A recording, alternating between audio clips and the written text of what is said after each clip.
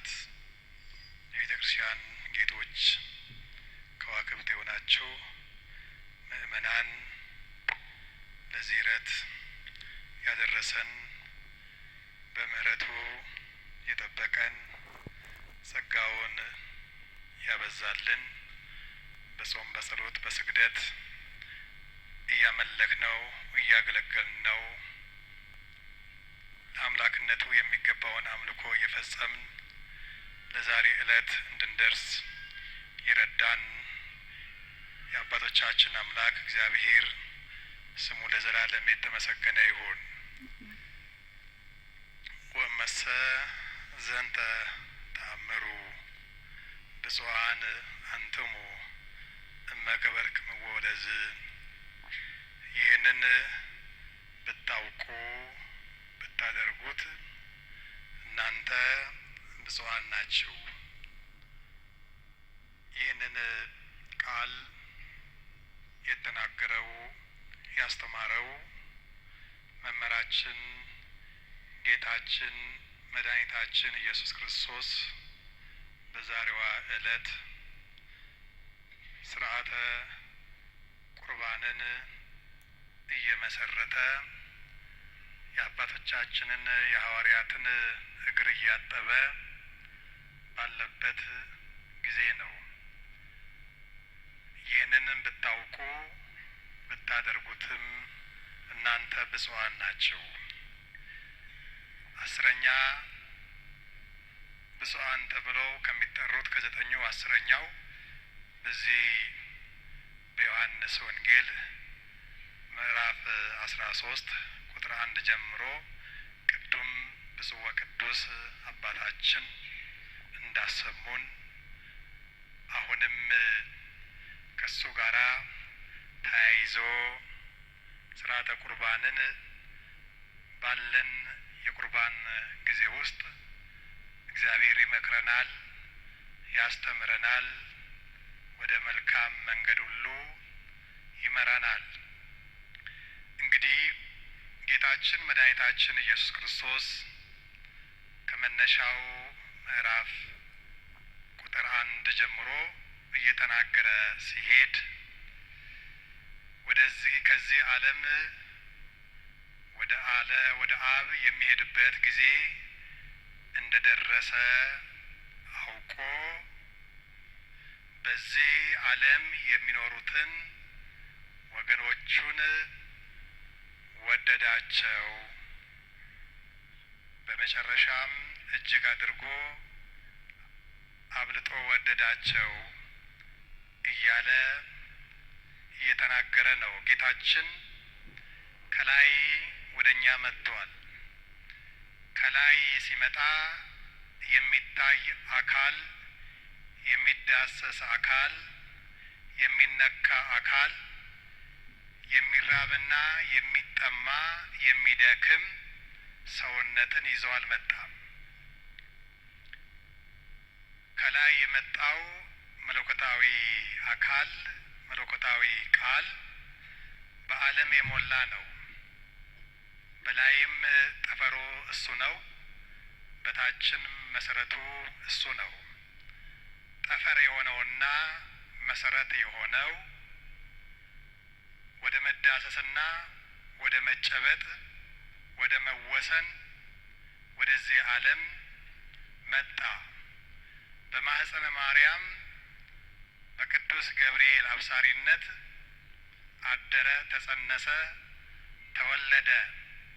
ከተወለደ ጉዞ ውስጥ ደግሞ ዛሬ ላይ ወደ መጣበት የሚሄድበት ወደ ላከው ወደ ባህሬ አባቱ ወደ አብ የሚሄድበት ጊዜ እንደደረሰ አውቆ በዚህ ዓለም ያሉትን ወገኖቹን ወደዳቸው፣ እጅግ አድርጎ አብልጦም ወደዳቸው ይለናል። ጌታችን መድኃኒታችን ኢየሱስ ክርስቶስ እየጠላነው እኛን የመወደደ አምላክ ነው። እየራቅነው የቀረበን አምላክ ነው። እየበደልነው የሚፈልገን፣ እየሸሸነው እየተቅበዘበዝን እየሰበሰበን በክንዱ የሚያቅፈን በምሕረት ጀርባው የሚሸከመን በፍቅሩም እኛን እየመገበን በምሕረቱ በይቅርታው በደላችንን ኃጢአታችንን እያስወገደ ንጹሐን ቅዱሳን አድርጎ በፊቱ የሚያኖረንና እያኖረን እየተንከባከበን በእድሜ ላይ እድሜ እየሰጠ በደላችንን ወደ ኋላ እየተወ የነገን የይቅርታና የምሕረት ጊዜያችንን እያመቻቸልን በፍጹም ትዕግስቱ ተሸክሞን የሚያኖረን ደግና ርኅሩህ ይቅር ባይ አባት ነው። ይህ ይቅር ባይ ቸርና ደግ የሆነው መሐሪ የሆነው ፍቅር የሆነው ምግብ የሆነው ብርሃን የሆነው ሕይወት የሆነው እውነትና ትንሣኤ ሆኖ ለእኛ መንገድ ጠራጊ የሆነው አምላካችን ዛሬ ላይ ለሐዋርያት በሐዋርያት በኩል ሰው ለሆነ ሁሉ ያስተላለፈው አምላካዊ መመሪያ ነው፣ ትእዛዝ ነው። ይህን ብታውቁ ብታደርጉት እናንተ ብፁዓን ናቸው። ምንድን ነው ማወቅ እንዳለብን ማድረግ እንዳለብን ካወቅንና ካደረግን ደግሞ ብፁዓን ተብለን በሱ አንደበት እንደምንጠራ ያረጋገጠልን ምንድን ነው? ከኋላ አይተናል። ሰው ጌታችን ኢየሱስ ክርስቶስ መቼም ልዑል ነው።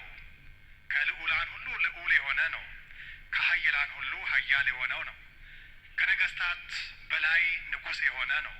ከገዢዎች በላይ ገዢ የሆነ ነው። ኃይል የሱ ነው። ክብር የሱ ነው። ጉልበት የሱ ነው። ሀብት የሱ ነው። ሁሉ ነገር የሱ ነው። ሁሉ የሱ ሲሆን ግን ራሱን ድሃ አድርጓል። ራሱን ዝቅ አድርጓል። ራሱን በትሕትና ገልጿል። ይህን የገለጸበት ግን እኛን የወደቅነውን ለማንሳት ስለሆነ ዛሬ ወደ እኛ የመጣው እኛን ለማስተማር ነው። ለእኛ ምሳሌ ለመሆን ነው። እኛን ከርኩሰታችን ሊያነጻን ስለሆነ ያጣነውን ፍቅር ሊለግሰን ስለሆነ እሱ ፍቅር ስለሆነ ፍቅር የሆነውን እሱን እየተመገብን እንድንኖር እሱ የትሕትና ልብስ ስለሆነ የትሕትና ልብስን ለብሰን በፊቱ እንድንመላለስ ያለ ሕግ ያለ ስርዓት ስንኖር ስለነበረ ስርዓትን ሕግን ሊመሰርትልን አቅጣጫን ሊያሳየን ጨለማን ገፎ በብርሃን እንድንመላለስ እኛን ሊመራን እኛን ወዶ እኛን መርጦ እኛን ለመንከባከብና ከፍ ለማድረግ ራሱን ዝቅ አደረገ። ከኋላ እንዲህ ይላል፣ ከጌታው የሚበልጥ አገልጋይ የለም፣ ከላኪም የሚበልጥ መልእክተኛ የለም። እሱ ላኪ ነው፣ መልእክተኛው ግን ሌላ ነው። እሱ ጌታ ነው፣ አገልጋዩ ግን ሌላ ነው። ሐዋርያት አገልጋዮች ናቸው። ሐዋርያት ተላኪዎች ናቸው፣ መልእክተኞች ናቸው። እሱ ላኪ ነው። ላኪ ሲሆን የነሱ ጌታ ሲሆን ግን ከነሱ እግር ስር ቁጭ አለ፣ ከነሱ በታች ወረደ፣ ልብሱን ከላዩ አነሳ፣ የለበሰውን አስቀመጠ። ከዛ ሌላ ልብስ ጨርቅን ታጠቀ። ከፊታቸው ውሃን ቀዳ፣ በውሃ ማስቀመጫ ውሃውን ቀርቶ አኖረ። ከዛም በኋላ እግራችሁን አምጡ አለ፣ ከነሱ በታች ቁጭ ብሎ። እንግዲህ ተመልከቱ፣ ከሰማይ ወደ ምድር መውረዱ በዚህ ዓለም ላይ እየተራበ እየተጠማ እየተሰደደ በሰው ሰውነት ላይ የሚደርሰውን ከኃጢአት በቀር ሁሉን እየተቀበለ በእሱ ላይ እንደ አምላክነቱ መሆን የማይገባውን ነገር ሁሉ እኛን በመውደድኛ እኛን ለማዳን እኛን ከፍ ለማድረግ ሁሉን ነገር ሆነ።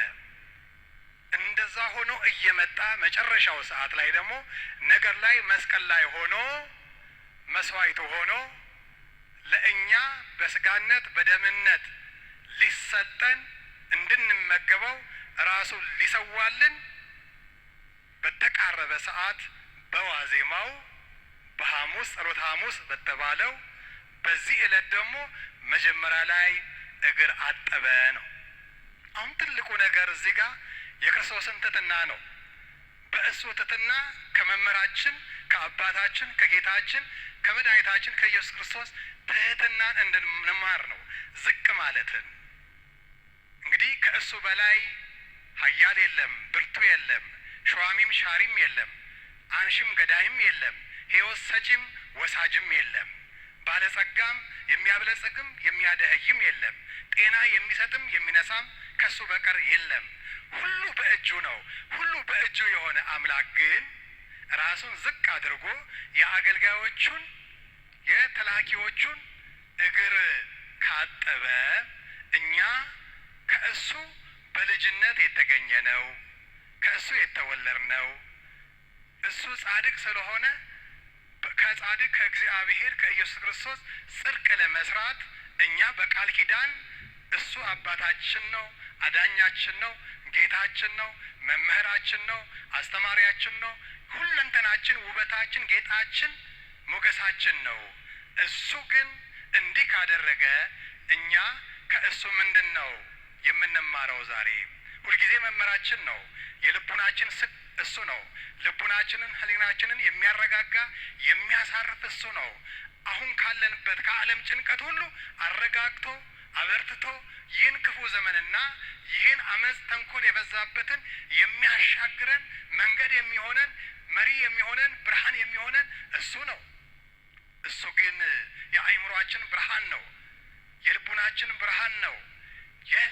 የአካላችን ሁሉ ውበት ነው።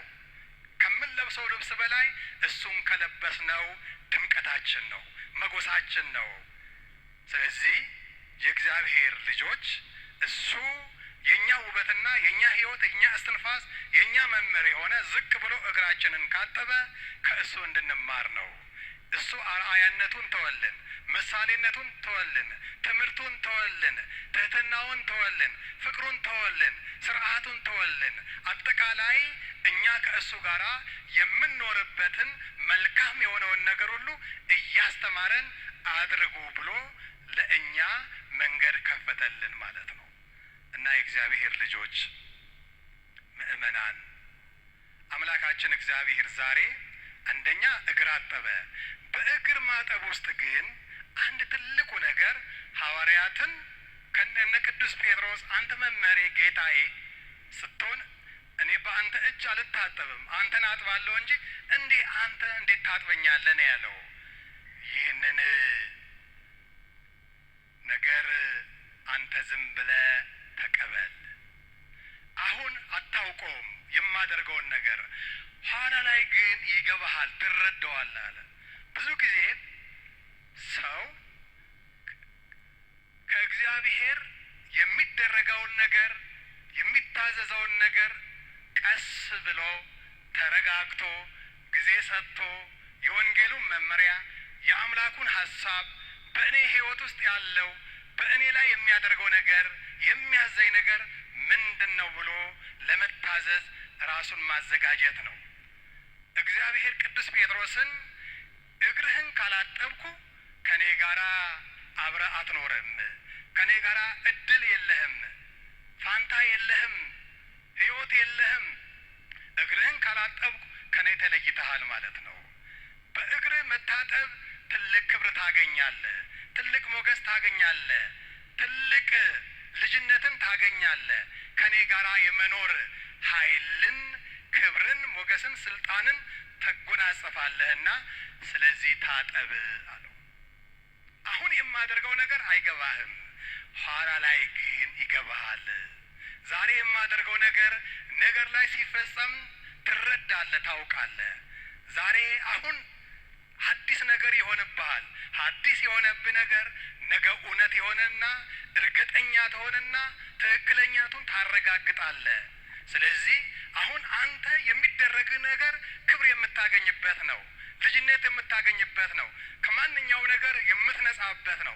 ሕሊናህም አይምሮህም ሰውነትህም አጠቃላይ ጉዞ ሁሉ የተቃና የሚሆንበት የእግዚአብሔር መንግስት ተከፍቶ አንተ የምትገባበት ነገር ነውና ስለዚህ ና አለው። እሺ አለ። እግሩን ሰጠ። እግሬን ብቻ አይደለም አለ፣ እጄንም ራሴንም ሁለንተናዬን ሰውነቴን እጠበኝ አለው። ስለዚህ እግርህ ከታጠበ እጅህም ራስህም ሰውነትህም ታጥቧል አለው ጌታችን ኢየሱስ ክርስቶስ። ስለዚህ ከዚህ በኋላ ሁላችንም መረዳት የሚያስፈልገን አንደኛ ጌታችን መድኃኒታችን ኢየሱስ ክርስቶስ ነገ ላይ የሚያደርገውን ነገር ዛሬ ላይ ፈጽሟል።